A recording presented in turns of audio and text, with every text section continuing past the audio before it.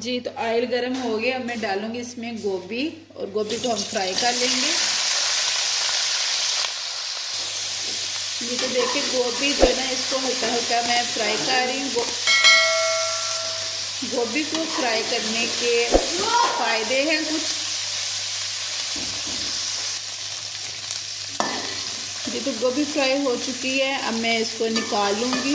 गोभी को फ्राई करने से ये होगा कि इसका जो कलर है ना वो चेंज नहीं होगा। अक्सर जो है ज़्यादा देर पकाने की वजह से सब्ज़ी का जो कलर है ना वो चेंज हो जाता है, और वैसे भी इसका कलर जो है ना वही बरकरार रहेगा और ख़ूबसूरत लगेगी और इसके जायके में भी टेस्ट अच्छा आएगा।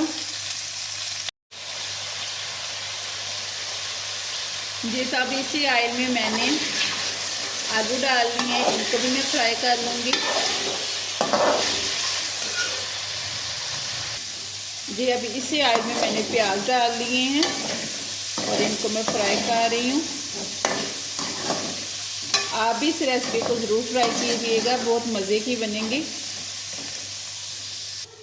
जी तो अब मैं डालूँगी इसमें लहसुन। लहसुन को भी फ्राई करेंगे। लहसुन को हमेशा अच्छे से फ्राई किया करें। अगर ये थोड़ा सा कच्चा रह जाए तो सारी रेसिपी जो है ना उसका टेस्ट ख़राब हो जाता है। जी तो लहसुन को मैंने इधर भून लिया। अब मैं डालूँगी इसमें टमाटर। अब मैं डाल दूँगी इसमें हल्दी। हल्दी थोड़ी सी मैं ज़्यादा डालूँगी क्योंकि गोभी में हल्दी हम थोड़ी सी ज़्यादा ही डालते हैं। और अब मैं डालूँगी इसमें रेड मिर्च,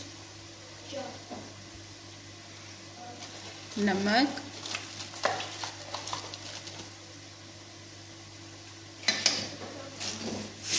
मसाले को अच्छे तरीके से भून लेंगे।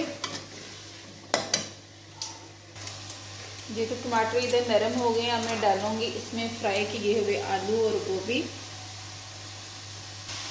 फ्राई किए हुए आलू और गोभी मैंने डाल दिए। अब मैं इनको मिक्स कर दूँगी।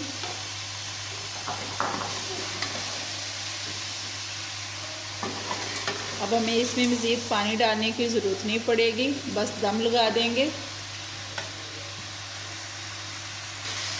इसको मैंने भून लिया। अब मैं कवर कर दूँगी और दम पे तकरीबन 3 से 4 मिनट में इसको रख दूँगी।